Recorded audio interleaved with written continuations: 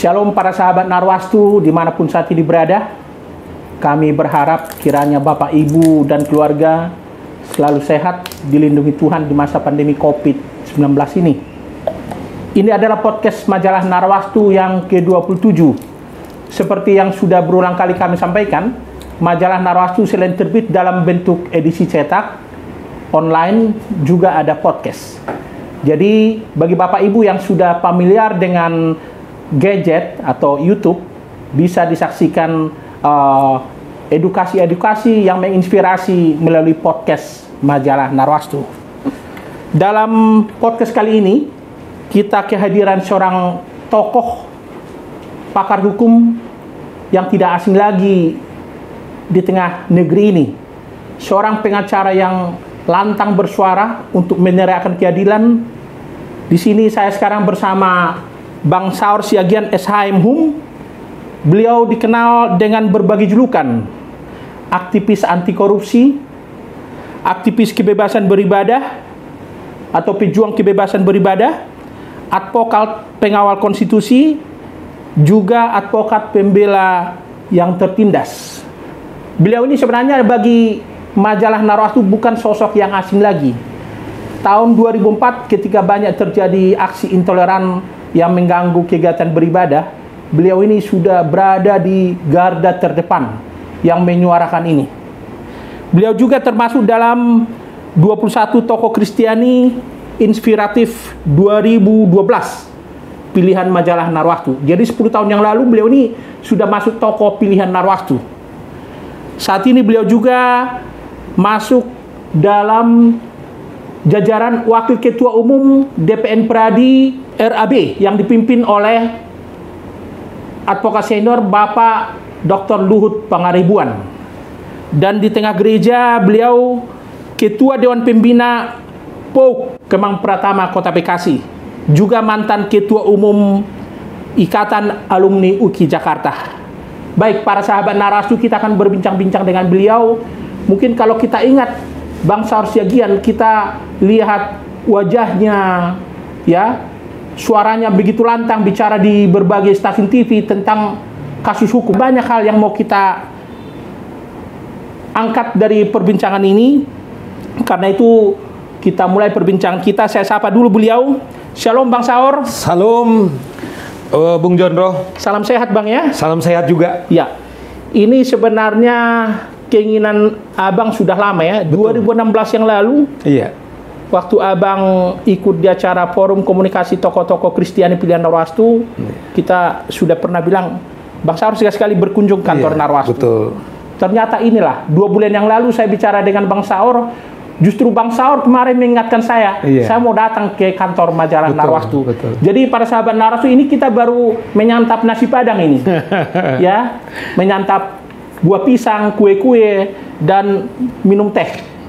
Baik, Bang Saur, ini ada yang perlu Abang sampaikan ya, terkait dengan profesi Abang. Iya. Apa sebenarnya yang membuat Abang tertarik jadi pengacara?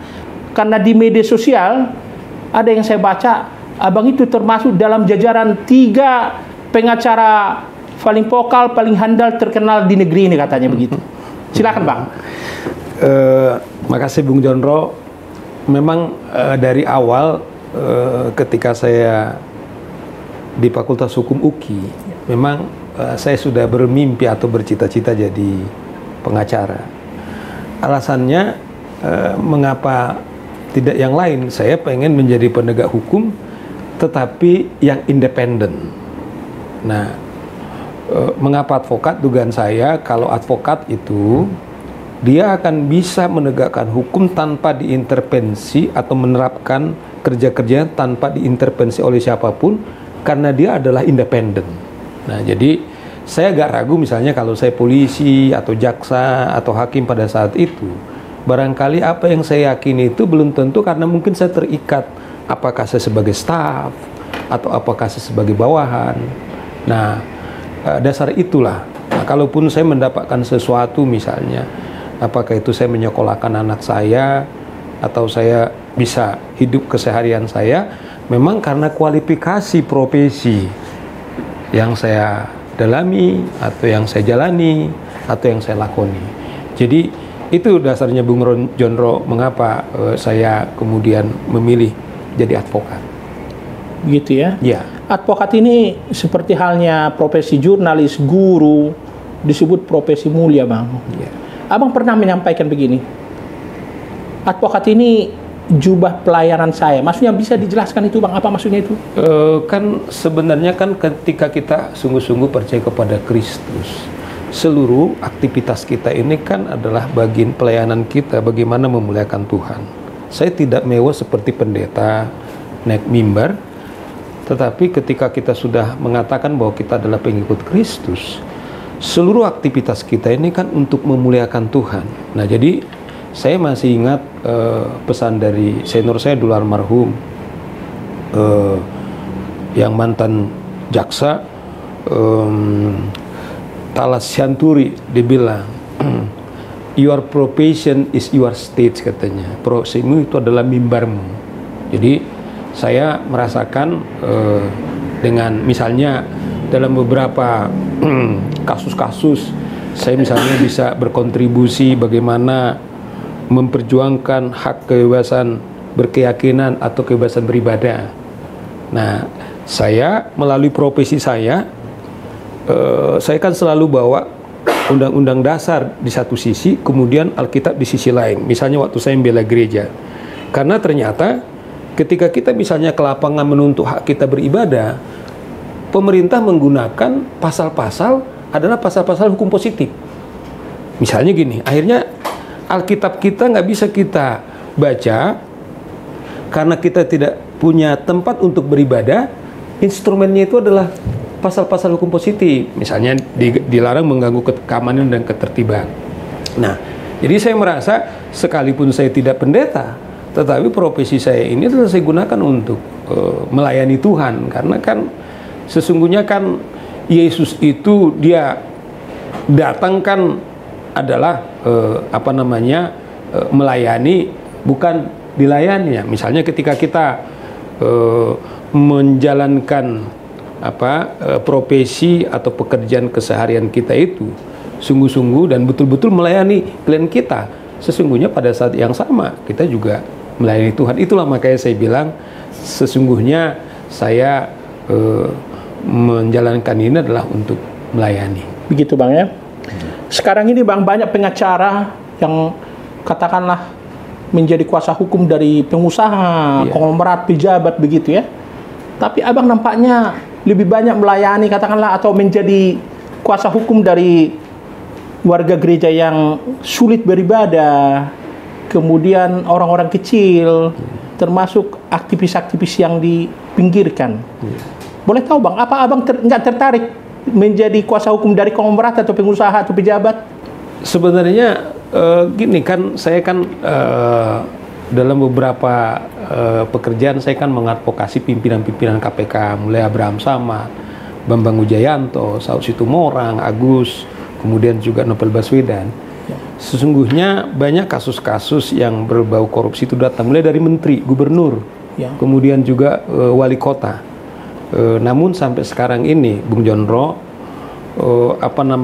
saya terus terang, ya sekalipun sebenarnya mungkin uangnya lumayan gitu ya, saya membuat jarak karena gini, saya mendeklar saya adalah sebagai anti korupsi. Sesungguhnya memang seorang advokat, kalau dia baca sumpah advokat itu, di samping dia taat untuk menjalankan Pancasila dan Undang-Undang Dasar 45, dia tidak bisa menjanjikan sesuatu untuk memenangkan atau mempengaruhi kliennya. Jangankan memberi sesuatu, untuk mengiming sesuatu pun gitu loh. Nah, jadi saya mengatakan bahwa ketika seorang advokat memahami sumpah dan kode etik, pada saat yang sama dia adalah anti korupsi. Yang kedua, gini, tesis saya, bangsa ini, masalah bangsa ini yang paling utama menurut saya ini adalah, kalau saya ditanya, yang paling fundamental itu soal mental suap menyuap atau soal korupsi ini.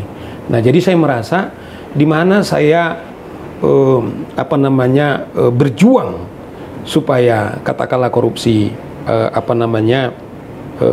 katakanlah jangan ada di bangsa kita ini, terus saya mendapatkan sesuatu dari situ, menurut saya secara etis saya tidak maksimal. Sama misalnya gini, di kantor kami itu tidak menangani perceraian misalnya. Nah, dasarnya dalam hidup saya sebagai seorang Kristen kan tidak ada perceraian. Iya. Nah, masa di sisi lain orang lain saya bantu kasusnya untuk cerai, padahal value-nya tidak sama dengan saya. Misalnya satu saat misalnya gini lah, tentu saya nggak setuju. Satu saat misalnya putri saya yang sudah nikah ini misalnya nggak cocok dia dengan suaminya, datanglah ke kantor saya misalnya. Kan papi juga membayar uang sekolah saya juga dari kasus ini gitu. Jadi saya nggak sanggup. Jadi dasar itu. Jadi saya merasakan bahwa ya Tuhan, apa ya, saya sederhana ini Bung Jonro. Setiap kita ini, sejauh kita sungguh-sungguh melakukan tanggung jawab tugas kita, berkat kita itu sudah Tuhan tentukan. Itulah keyakinan saya. Jadi ya, saya misalnya mendapatkan satu kasus, saya katakanlah dibayar besar. Saya pernah pengalaman begini. Satu hari anak saya sudah nggak, dia udah tertunda uang sekolahnya 6 bulan. Sampai gitu Bang ya? 6 bulan. Ya. Tiba-tiba datanglah gubernur melalui klien saya. Nah, gubernur ini mau ganti pengacara, kasus korupsi juga. Terus saya akan perkenalkan Bapak dengan pengacara saya, disebutlah nama saya. Oke, saya setuju gitu loh. Saya bilang sama dia, Pak, namanya waktu itu adalah Pak Yosep. Pak Yosep, beri waktu saya 1 hari untuk memikirkan. Nah, sesungguhnya ada alasan yang sangat fundamental. Anak saya kemudian sudah 6 bulan tidak bayar uang sekolah, sementara ada calon klien potensial. Tapi saya nggak tahu, saya nggak sejahtera. Kemudian saya bilang, tidak 1 hari, hitungan 2 jam saya telepon lagi Pak Yosep. Saya bilang, rasanya saya nggak nyaman. Saya bilang, tolong dikasih tahu pertemuan yang tadi kita sepakatin itu nggak jadi gitu loh. Nah, jadi sebenarnya bukan karena kita berkelebihan Bung Jonro, cuman saya pikir saya harus belajar untuk taat kepada apa komitmen yang saya buat dan nurani saya sebagai advokat. Memang sebagai seorang advokat tidak boleh kita menolak perkara, tetapi ada kecuali karena hati nuranimu misalnya bertentangan, alasan itu kita bisa menolak perkara. Gitu, jadi ya? itu pengalaman kita sebagai seorang advokat. Tadi Abang bilang menolak, katakanlah klien yang tanda petik basah gitu Bang ya. Apa yang Abang lakukan sebenarnya? Apa berdoa atau meditasi begitu? Sehingga muncul sikap untuk harus menolak? Jadi gini, memang dari awal saya tidak tahu, waktu saya di mahasiswa, saya udah komitkan ke diri saya tidak akan mau kemudian saya sekalipun siap tidak siap untuk belajar, saya nggak mau nyontek atau lurus karena nyontek gitu. Nah, jadi saya buat standar diri saya misalnya. Katakanlah saya bisa membohongi dosen tentang prestasi atau kerjaan ujian yang saya lakukan, tetapi nurani Tuhan saya tidak bisa bohongi gitu loh. Ya. Nah, jadi dasar itu saya kira dari awal saya sudah komit, kalaupun ini saya gunakan profesi dan saya berani mengatakan saya ini pengikut Kristus. Taruhlah saya misalnya ngomong sama Pak Jonro, saya tidak pernah katakanlah suap menyuap, Tuhan kan tahu. Ya. Nah, memang dari awal saya mengatakan profesi saya ini adalah untuk memuliakan Tuhan. Bagaimana misalnya saya mengatakan memuliakan Tuhan, tetapi tanpa diketahui orang lain saya diam-diam menemui hakim ngasih uang, sogok menyogok, pasti Tuhan bilang, kau tidak ada lagi manusia yang paling munafik dari kau gitu kan. Nah, jadi saya sangat bersyukur Tuhan sudah menebus dosa-dosa saya sebagai pengikut Kristus. Dia sudah memberikan jaminan kalau saya sungguh-sungguh percaya, Tuhan pasti tebus. Nah, menurut saya janji ini jauh lebih mulia dari apapun. Nah, dasar itu barangkali. Jadi menurut saya tidak perlu lagi berdoa, tetapi saya lihat begini, sesuatu kebiasaan yang kita latih berulang-ulang itu jadi mudah kita lakukan. Contoh gini lah, saya udah hampir 35 tahun berolahraga setiap hari 1 jam.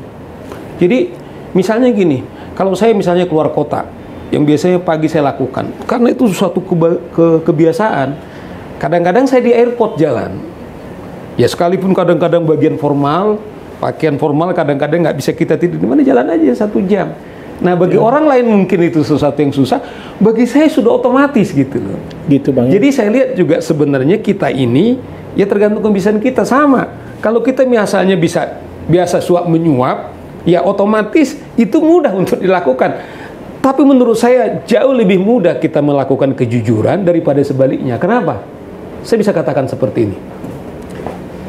Kalau salah satu ciptaan Tuhan itu adalah matahari, ya toh yang membuat kita hidup, dan setiap hari kita diberikan pencerahan atau katakanlah sinar matahari, lepas kita baik atau tidak baik, mataharinya tetap terbit juga.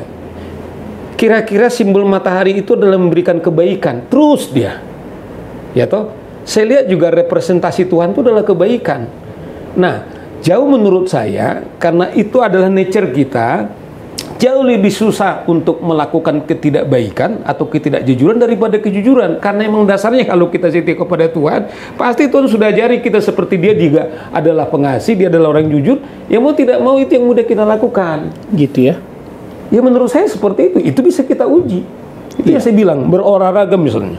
Ya saya sekarang kadang-kadang misalnya gini, pernah saya macet sekali waktu itu di tol, belum ada namanya rest area.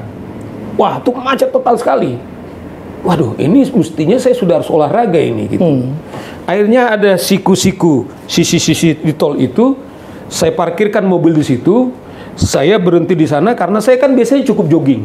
Udah jogging saya selama setengah jam sudah lancar, ya saya pulang gitu loh. Bagi orang lagi, gila itu katanya. Bagi saya karena memang sudah satu kebiasaan itu saya lakukan, dimanapun itu bisa kita lakukan gitu loh. Iya.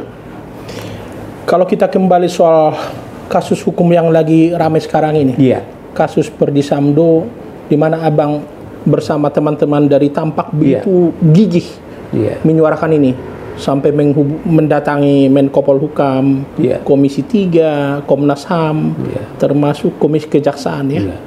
Ini nampaknya Abang sangat gelisah sekali dengan kasus Perdi Sambo ini. Abang sampai mengatakan ini pelanggaran HAM yang luar biasa. Agak beda saya lihat kalau Abang wajahnya tampil di TV kalau bicara membela mantan-mantan aktivis begitu ya. Apa sebenarnya kegelisahan Abang dalam kasus Perdi Sambo ini? Bung Jondro, yang melakukan, saya bilang tidak ada kejahatan di dunia ini model kejahatan yang dilakukan oleh Perdi Sambo. Jadi menurut Abang ini agak unik. Kenapa? Bayangkan dia adalah Kadif Propam. Kadif Propam itu adalah, kalau bahasa populernya itu polisinya polisi. Dia adalah penjaga moral daripada kepolisian. Satu.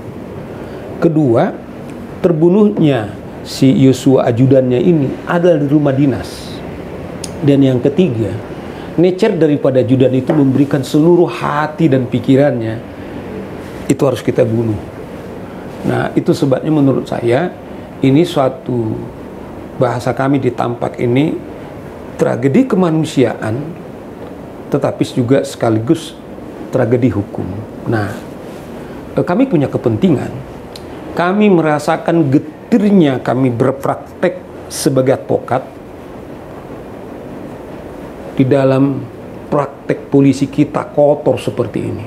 Karena kami yang merasakan getir. Bung Toro, kadang-kadang saya sebenarnya gini, mungkin orang nggak percaya, sekalipun saya berpraktek hampir 20 tahun lebih, saya kadang-kadang begini, Tuhan, saya masih kuat enggak untuk bisa menjalankan praktek sesuai dengan janji yang saya lakukan, sesuai dengan bisa memuliakan Engkau.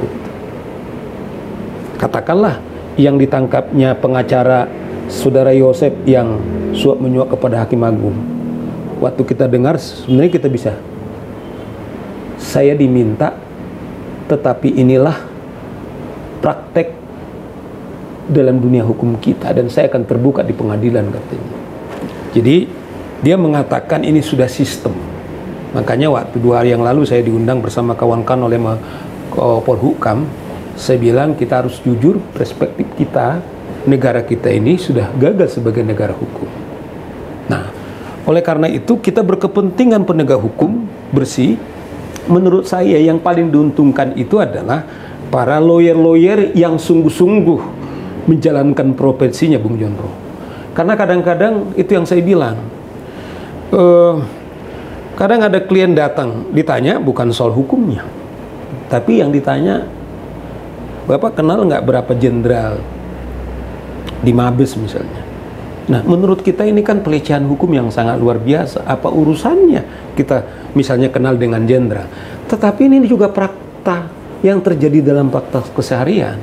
Nah, dengan kasus Perdi Sambo ini, karena memang menurut kami adalah sesuatu yang janggal. Kalau kita bisa benahi penegak hukum ini misalnya, polisi ini kan awal daripada criminal justice system. Sebenarnya yang diuntungkan adalah advokat yang sungguh-sungguh menjalankan profesinya sesuai dengan sumpah dan kode etik dia sebagai seorang advokat. Di situ kepentingan kita. Di samping tentu adalah bagaimana Yosua representasi orang katakanlah yang berpangkat rendah ini kemudian diperlakukan seperti itu, menurut kita sesuatu yang tidak adil. Itu dasar kita gitu, Bang, ya? Dan juga bersama dengan kawan-kawan yang lain. Jadi kita punya kepentingan kalau polisi ini baik, penegak hukum ini baik, sesungguhnya apa yang kita pelajari 5 tahun di Fakultas Hukum itu akan bisa kita praktekkan. Tapi kan sekarang begini, ada kadang-kadang orang praktek jadi advokat, dia sendiri kadang-kadang tidak percaya diri untuk menjalankan profesinya sendiri. Sering orang, kalau saya tidak suap, nanti lawan saya suap, seperti apa gitu loh. Itu kan sudah mengerikan. Artinya bukan lagi dia bangga menjalankan praktek advokat karena taat kepada sumpah dan kode etiknya, tapi malah sebaliknya gitu loh. Jadi kepentingan kita, jadi bukan semata-mata kita lihat kekejaman Perdi Sambo, tetapi karena dia adalah Kadif Propam, harapan kita kalau kita ini bongkar, ini tentu tanggung jawab kita juga bagaimana polisi kita, bagaimana penegak hukum kita bisa lebih baik, Bung Jondro. Begitu, Bang, ya? Iya. Jadi sebenarnya ada pesan yang mau disampaikan tampak sebenarnya selain melakukan edukasi hukum ke publik, Bang, ya? Ya, juga mengapa kami sebut tampak misalnya, Bung Jondro? Karena kami berhutang juga kepada masyarakat. Dari profesi advokat inilah kami bisa makan, dari profesi advokat inilah kami bisa membesarkan atau menyekolahkan anak-anak ini. Dari profesi kami lah seperti Bung Jondro undang saya detik ini katakanlah untuk memberikan pencerahan hukum. Jadi kami juga berhutang atas profesi kami. Jadi mengapa tampak misalnya tim advokat, bukan advokasi, tim advokat penegak hukum dan keadilan sekaligus memberi pesan kepada publik bahwa advokat itu tidak hanya berantem, pecat memecat, tetapi mengambil juga bagian bagaimana tegaknya hukum dan keadilan di bangsa ini. Itu menurut saya adalah tanggung jawab kami, hutang kami. Makanya kami bersyukur waktu kami berdiskusi dengan Prof. Mahfud MD, dia bilang Saur Siagian beserta tampak dan pengacaranya Yosua. Dasar itulah kemudian terbongkar siapa pembunuh daripada Yosua. Nah, kami merasakan ternyata dalam konteks bagaimana hukum tegak, setidaknya Prof. Mahfud mengakui ternyata peran-peran advokat itu juga cukup strategik juga, bagaimana bisa hukum kemudian keadilan tegak melalui profesi ini. Gitu ya. Bang Saur, kalau abang bicara di TV atau diwawancarai wartawan, abang begitu lantang ya. Bahkan ada kabar kami dengar, abang pun pernah menghardik seorang tanda petik orang kuat, orang jenderal gitu ya, karena masalah hukum. Boleh tahu Bang, ketika abang melakukan seperti ini, apa tidak takut diteror begitu? Pasti handphone abang juga pasti ada WA juga kan yang teror kan? Gimana abang menghadapi ini? Jadi begini Bung Jondro, saya bersyukur, saya percaya kepada Kristus. Dia adalah, saya yakini dia adalah raja segala raja. Dia ada juga yang berdaulat atas hidup saya. Jadi bagi saya itu dialah, kalau kita memakai advokat, dia adalah advokat agung yang saya minta pertolongan kepada dia. Dan prinsip saya adalah sejauh saya merasa benar, sejauh saya merasa betul, saya pikir selebihnya itu adalah mahkota penghargaan. Jadi saya tidak pernah melihat begini Bung Jondro, bagi saya tidak pernah melihat seorang itu lebih berharga karena soal pangkat. Bagi saya bahwa di mata Tuhan semua itu adalah sama, sekaligus saya kira ini juga spirit daripada demokrasi. Saya lebih melihat seseorang itu bukan soal pangkat, tapi berapa besar kontribusinya kepada kehidupan.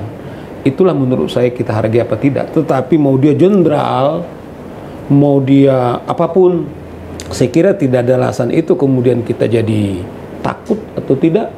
Kecuali saya misalnya mau menipu atau mau melakukan dengan sadar kesalahan, ya pasti saya bayangkan, saya berpikir ulang. Nah, sejauh saya kemudian mau menjalankan profesi saya itu sesuai dengan sumpah saya, karena ada hukum di sana keadilan, ya bagi saya nyawa saya sekalipun, ya dengan rasa berjiwa besar saya pertaruhkan gitu loh. Jadi itu prinsip saya, Bung Jonro. Jadi bukan soal pangkat atau tidak. Bahkan saya sering begini, malah sebaliknya, kalau ada merasa dia punya pangkat, kemudian dari kepangkatannya itu kemudian melakukan sewenang, malah itu saya lebih mudah tersinggung dibandingkan misalnya ada, katakanlah dari aspek sosiologis di orang-orang biasa.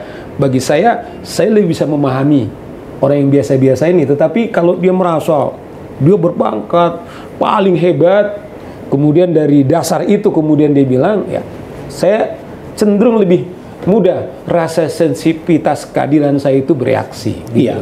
Jadi kalau misalnya katakanlah ada pesan teror gitu di handphone abang itu, bagaimana abang menghadapi itu? Jadi gini, saya memang dari awal saya sudah punya prinsip, saya nggak bisa diteror. Karena saya pikir, katakanlah begini, saya kemarin misalnya saya dikatakan oleh Pak Ito Sumardi dalam satu talkshow saya di salah satu mantan televisi, kabar eskrim, mantan kabar eskrim. Dia bilang setelah kami talkshow, Bang Saur, abang itu telah disadap. Bisa nggak diganti HP-nya? Saya bilang begini, masih toh, mudah-mudahan didengar dia ini karena dia ini. Saya bilang tidak ada yang tertutup dalam perjalanan kerjaan saya. Semuanya, satu saya punya HP. Semua terbuka di sini, saya bilang. Nah kalau Mas bilang apa yang salah saya lakukan? Ya toh?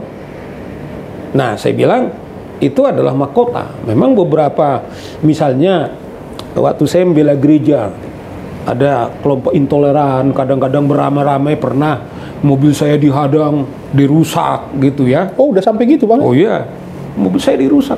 Itu saya mendampingi salah satu gereja GBI di daerah Bekasi sana, salah satu gereja Ibu Ana itu dulu, setelah mereka terpencar, kemudian ada namanya Pak Liando namanya.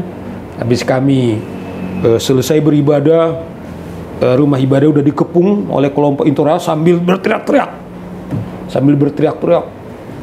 hentikan. Nah saya bilang kita nggak pernah mau tunduk, Pak Pendeta. Seberapa lama pun, yang penting kita jangan menyerah. Yang penting kita ibadah, bernyanyi, berdoa. Kalau Bapak perlu ibadah khotbah, ya terserah.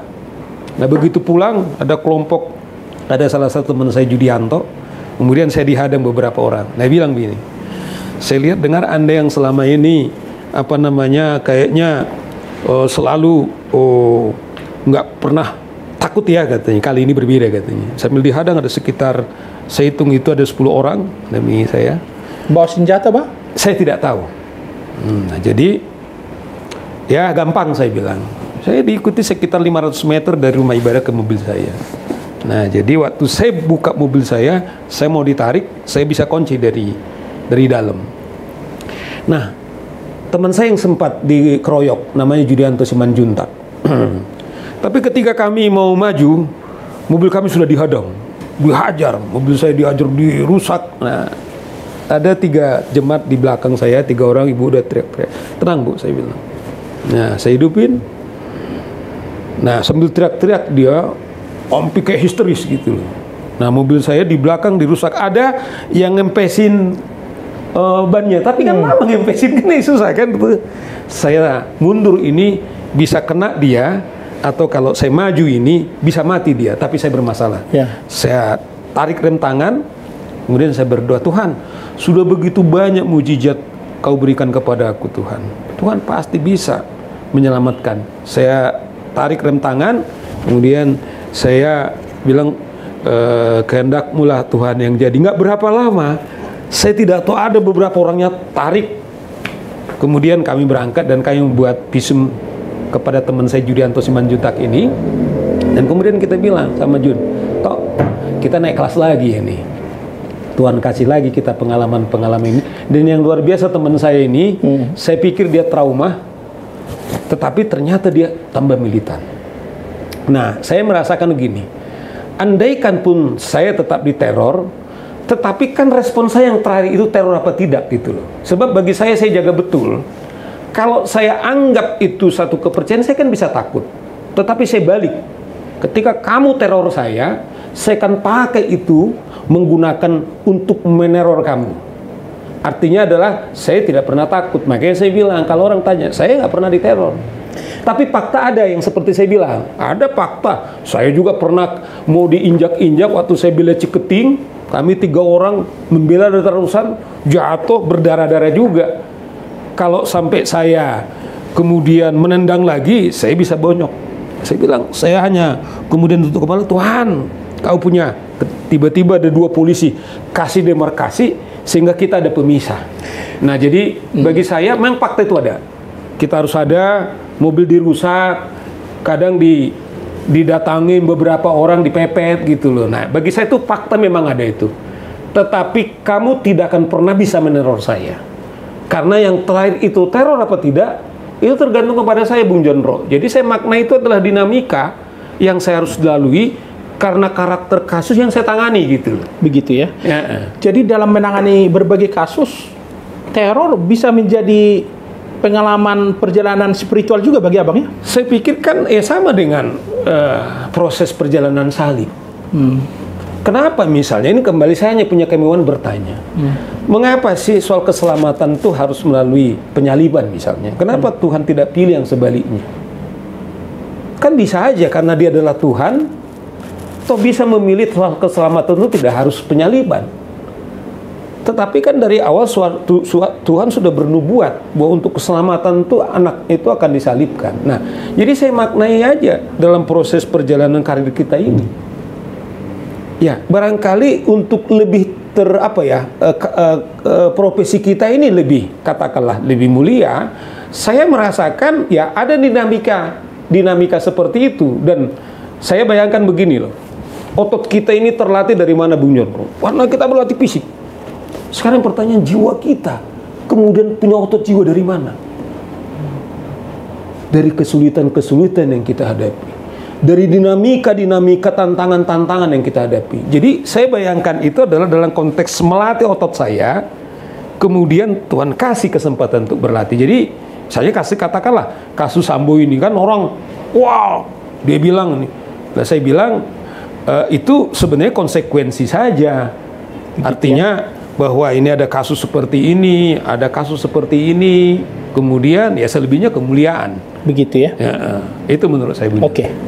Bang Saur, abang dikenal seorang advokat yang terkenal ya. Abang misalnya ke acara resepsi, acara orang Batak ke gereja, orang selalu minta berfoto. Omong-omong Bang, abang pasti pernah ditawari parpol menjadi caleg gitu ya? Apa abang tidak terpikir untuk menjadi seorang wakil rakyat? Katakanlah supaya berjuang di Gedung Senayan sana. Saya yakin abang pasti pernah ditawarin parpol besar untuk menjadi caleg. Memang ada pimpinan parpol mengundang saya untuk berbincang-bincang, Bung Jondro, bisa kita 6-7 jam ya ngobrol-ngobrol dulu. Ya, pertanyaan dari Bung Jondro ini juga dia tanya. Dia bilang, saya jawab begini, dan itu yang paling saya yakini.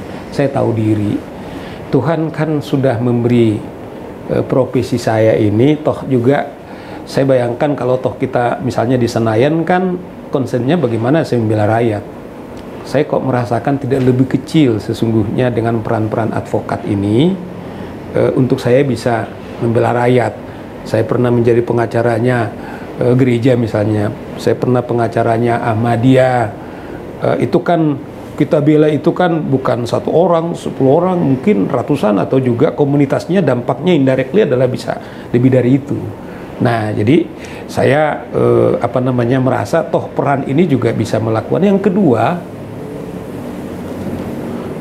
sekaligus juga sebenarnya saya agak prihatin pertanyaan itu misalnya. Karena menurut saya misalnya begini loh, kalau analoginya katakanlah tubuh ini bisa berfungsi sempurna karena semua bagian tubuh kita itu kan bergerak misalnya. Katakanlah mata, bukan karena dia di atas bisa melihat, mengatakan lebih mulia dari kaki, hanya di bawah karena fungsinya hanya berjalan. Tetapi bayangkan kalau si matanya sempurna tapi mata kakinya tidak bisa berfungsi, kan problem juga. Saya bayangkan badan-badan yang ada sekarang ini, misalnya ada DPR yang mengurus legislasi, kemudian ada seperti Bung Jonro, kemudian ada seperti saya, ada mungkin hakim atau jaksa. Menurut saya itu adalah sama mulianya, sama dengan kasus Ferdy Sambo. Bung Jonro, siapa yang mengungkap peristiwa daripada kemudian pembunuh daripada Joshua, kemudian terungkap. Artinya skenario pertama yang ada dugaan pelecehan seksual atau upaya pembunuhan dari mana? Dari teman-teman pers, baik yang profesional atau pers katakanlah sosial media, kemudian juga dengan masyarakat. Jadi kalau saya misalnya terus terang, ya minta maaf ini Bung Jonro, saya ini baru datang. Bagi saya peranan daripada pers atau kawan-kawan jurnalis menurut saya itu juga sangat mulia. Atau dalam kondisi sekarang misalnya peranan jurnalis, apa yang kita lakukan ini mungkin sekecil apa, barangkali ini jauh lebih bermanfaat.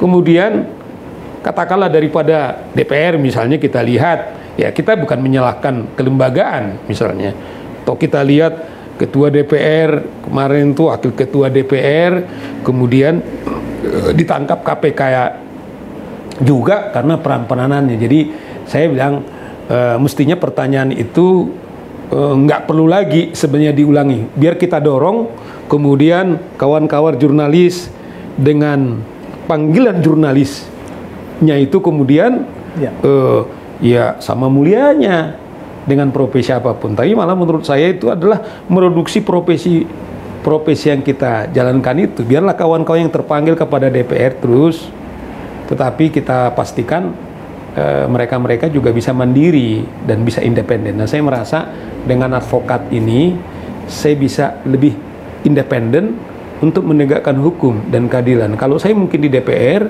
ya barangkali saya tidak punya kemewahan seperti ini lagi karena terikat kepada fraksi, kebijaksanaan partai, sehingga mungkin malah kita tidak maksimal. Oke. Satu lagi Bang, ini pertanyaan terakhir. Ya. Kita tahu dalam kasus Ferdy Sambo ini ada seorang pendeta terkenal ya, saya tidak usah sebut namanya. Iya. Kemarin sampai minta maaf karena bicara terlalu maju. Iya. Tampil seperti juru bicara dari Ferdy Sambo. Jadi menyebut bahwa terjadi pemerkosaan gitu. Abang sebagai advokat apa sarannya kepada beliau ini? Abang saya kira perlu menyampaikan juga. Iya. Saya kira dia bertobat aja atau mundurkan diri dia sebagai pendeta. Menurut saya udah terlalu sering ini membuat masalah. Menurut saya inilah contoh atas pertanyaan Bung Jonro. Kalau pendeta ini tahu panggilan profesinya sebagai hamba Tuhan, udahlah dia fokus saja di sana gitu. Jangan-jangan memang kan dugaan saya kan saya dibisikin oleh satu kawan advokat. Dia ini kan pernah ada bermasalah, dilaporkan. Ya, jangan-jangan dia berhutang kepada Ferdy Sambo. Tetapi udah berkali-kali tabiat beliau ini, berkali-kali saya juga mengalami waktu saya bawa kawan-kawan korban daripada KPK, kawan-kawan yang seiman ke PGI. Kemudian dia ini yang menuduh ada politik apa kepada pimpinan PGI pada saat itu. Kasihan juga loh waktu itu. Ya toh. Nah, jadi udahlah. Sebagai pers saya bilang, saya ingat Narwastu, saya bangga bersyukur, saya tahu tidak mudah jadi jurnalis, atau sampai sekarang ini Narwastu masih muncul dalam bentuk penerbitan.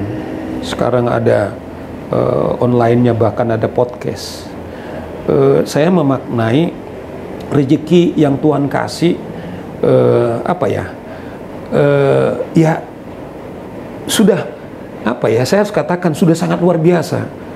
Saya bilang, saya diundang oleh Bung Jonro ini, saya diajak makan, tadi diskusi bincang-bincang tentang pengalaman saya. Andaikan ini kemudian di-sharekan, ada 1-2 orang saja mendengarkan bermanfaat. Tapi Bung Jonro, saya kadang-kadang pergi ke desa-desa, tampak luar biasa. Kadang-kadang dia bilang gini, saya melaporkan ini polisi nggak benar, saya laporkan loh ke Tampak, bukan 1-2 orang lagi. Nah tiba-tiba polisinya menjalankan dengan baik. Nah jadi kawan-kawan juga, kawan-kawan pendeta khususnya beliau ini, sudahlah saya tahu jemaatnya cukup banyak, kasihan loh jemaat-jemaat. Saya pun mengapa misalnya apalagi soal pelecehan seksual ini kepada korban, jangan lagi dia sudah korban, sudah terbunuh, bagaimana derita keluarga dan kita termasuk Tampak, jangan malah pendeta yang mestinya memberikan penguatan pencerahan tapi malah sebaliknya. Jadi kalau tidak, saudara tidak mau mengundurkan diri, ya udah bertobat aja. Saya kira ini kesempatan lah, jangan diulang-ulangi lagi. Karena itu yang saya bilang,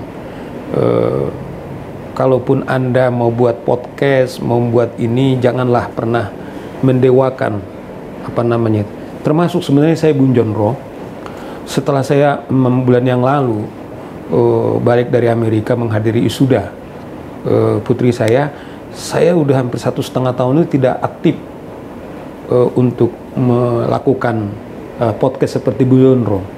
Saya pikir tiba-tiba terjadilah pernikahan Sambo. Saya janji ke diri saya untuk sementara tidak jadi saya aktif, apalagi menggunakan kasus Perdi Sambo. Karena saya berkali-kali bilang, jangan sampai ada orang mencari keuntungan di atas derita mayat daripada Perdi Sambo. Secara moral saya tidak terlalu nyaman. Jadi mendingan ini selesai, atau kalaupun ada nanti saya buat misalnya podcast atau ya mungkin bukan soal Perdi Sambo, supaya menurut saya lebih netral gitu loh. Jadi itu menurut saya, bahwa setiap apapun profesi kita itu, saya bilang tidak ada yang lebih mulia di mata Tuhan, semua mulia. Tapi kita gunakan untuk apa? Tetapi jangan sampai digunakan motif-motif politik sempit atau hanya karena keuntungan sesaat. Itu menurut saya. Oke. Bang Saud, terima kasih perbincangan kita pada kesempatan ini. Para sahabat Narwastu dimanapun saat ini berada, itu perbincangan yang cukup menarik, menginspirasi dan meneguhkan iman dari tokoh kita, seorang advokat yang luar biasa, Bang Saur Siagian. Sekali lagi saya sampaikan, 10 tahun yang lalu, 2012, beliau ini masuk dalam jajaran 21 tokoh Kristiani inspiratif pilihan majalah Narwastu. Itulah perbincangan kami dengan beliau. Kiranya Bapak, Ibu, dan para sahabat Narwastu dimanapun saat ini berada, kiranya selalu sehat bersama keluarga, jaga terus kesehatan, patuhi protokol kesehatan. Akhirnya kami undur diri. Shalom, salam sehat, salam kasih Narwastu, dan Tuhan memberkati kita sekalian.